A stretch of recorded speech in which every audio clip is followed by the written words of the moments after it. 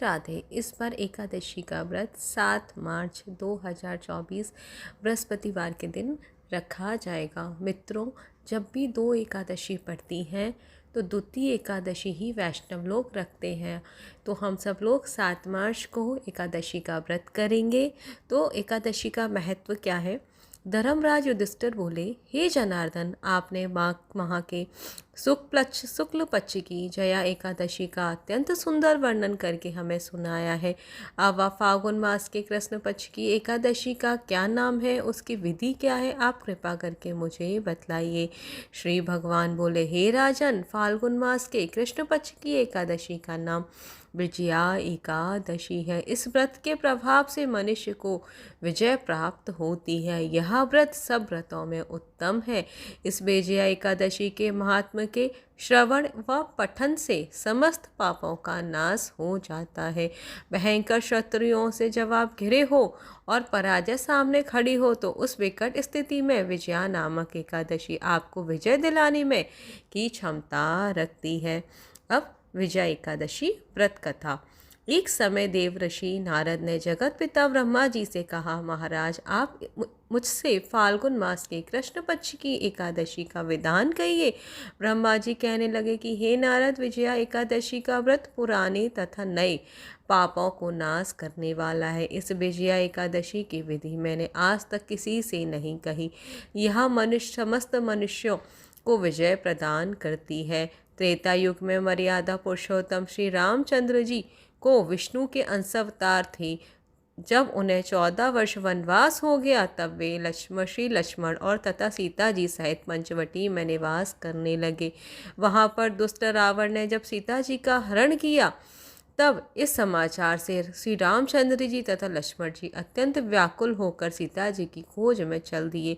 घूमते घूमते जब वे मरणासत्र जटायु के पास पहुँचे तो जटायु ने उन्हें सीता जी का वृत्तांत सुनाकर स्वर्गलोक को चला गया। कुछ आगे जाकर उनके सुग्रीव से मित्रता हुई और बाली का वध किया। हनुमान जी ने लंका में जाकर सीता जी का पता लगाया और उनसे श्री रामचंद्र जी और सुग्रीव की मित्रता का वर्णन किया। वहां से लौटकर हनुमान जी ने भगवान राम के पास आकर सब समाचार कहे तो श्री रामचंद्र जी ने वानर सेना सहित सुग्रीव की संपत्ति से लंका को प्रस्थान किया।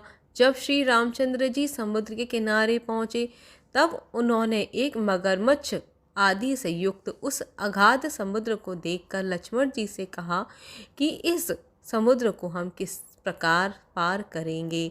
श्री लक्ष्मण जी ने कहा, हे पुराण पुरुषोत्तम, आप आदि पुरुष हैं, आप सब कुछ जानते हैं। यहाँ से आधा योजन दूर पर कुमारी द्वीप में वक दालव्य नाम के मुनि रहते हैं। उन्होंने अनेक ब्रह्मा देखे हैं। आप उनके पास जाकर इसका उपाय पूछिए। लक्ष्मण जी के इस प्रकार के वचन सुनकर श्री रामचंद्र जी वक्दालभ्य ऋषि के पास गए और उनको प्रणाम करके बैठ गए।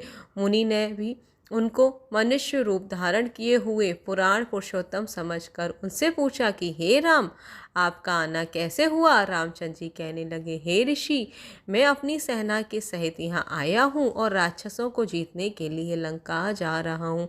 आप कृपा करके समुद्र पार करने का कोई उपाय बतलाइए। मैं इसी कारण आपके पास आया हूँ। वक्दालभ्य ऋषि बोले, हे राम, फाल्गुन मास के कृष्ण पक्ष की एकादशी का व्रत करने से निश्चय ही आपकी विजय होगी, साथ ही आप समुद्र भी अवश्य पार कर लेंगे। इस व्रत की विधि यह है कि दशमी के दिन स्वर्ण, चांदी, तावा या मिट्टी का एक घड़ा बनाएं। उस घड़े को जल से भरकर तथा 5 पल्लव रख वेदिका पर स्थापित करें। उस घड़े के नीचे सतनजा और ऊपर जौ रखें। उस पर श्री नारायण भगवान की स्वर्ण की मूर्ति स्थापित करें। एकादशी के दिन स्नादि से निवृत्त होकर धूप, दीप, निवेद्य, नारियल आदि से भगवान की पूजा करें। तत्पश्चात घड़े के सामने बैठकर दिन व्यतीत करें और रात्रि को उसी प्रकार बैठे रहकर जागरण करें। द्वादशी के दिन नित्य नियम से निवृत्त होकर उस घड़े को ब्राह्मण को दे दें। हे राम, यदि तुम इस तरह व्रत करके सेनापतियों सहित करोगे तो तुम्हारी विजय अवश्य ही होगी। श्री रामचंद्र जी ने ऋषि की कथानुसार इस व्रत को किया और इसके पश्चात दैत्यों पर विजय हुई। अतः हे राजन, जो कोई भी मनुष्य विधि पूर्वक इस व्रत को करेगा, दोनों लोकों में उसकी अवश्य विजय होगी। श्री ब्रह्मा जी ने नारद जी से कहा कि हे पुत्र, जो कोई इस व्रत के महात्म को पढ़ता अथवा सुनता है, उसको वाजपेय यज्ञ का फल प्राप्त होता है। बोलिए विजया एकादशी की जय।